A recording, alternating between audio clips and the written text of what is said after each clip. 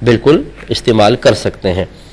ایک انہوں نے کہا کہ کیا اگر کوئی شخص اکیلے نماز پڑھ رہا ہو اور وہ بلند آواز سے پوری نماز ختم کر دے، یعنی ثنا بھی بلند آواز سے، پھر آخر میں قرات وغیرہ تو ہے ہی ہے، پھر التحیات درود شریف دعا بھی بلند آواز سے پڑھے تو کیا حکم شرع ہوگا؟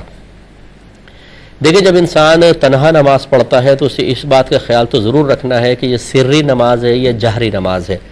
جہری نمازیں 3 ہوتی ہیں، فجر ہے، مغرب، عشاء، اور سری 2 ہیں، ظہر اور عصر۔ سری نمازوں میں آہستہ قرات کی جاتی ہے اور جہری نمازوں میں منفرد کو اختیار ہے کہ وہ آہستہ پڑھے یا بلند آواز سے۔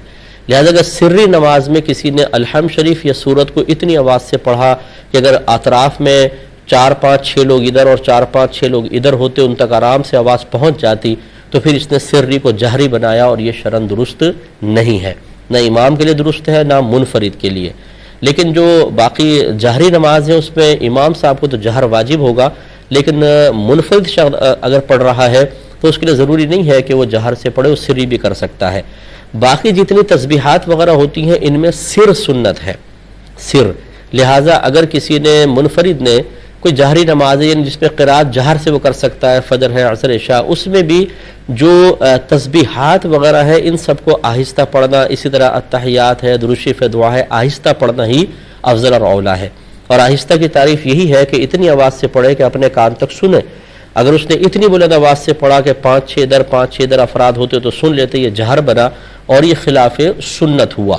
لہٰذا یاد رکھیں، جہاں جہر ہے جہر ہو، جہاں سر ہے، اگر واجب ہے سری نماز یعنی اس کو پڑھنا واجب ہے کہ آہستہ پڑھا جائے، جیسے سری نماز میں قراءت تو آہستہ پڑھے، اسی طرح جتنا پڑھنا آہستہ پڑھنا سنت ہے، جیسے تسبیحات وغیرہ بشمول التحیات درود شریف دعا وغیرہ کے، ان کو آہستہ پڑھنا ہی سنت ہوگا۔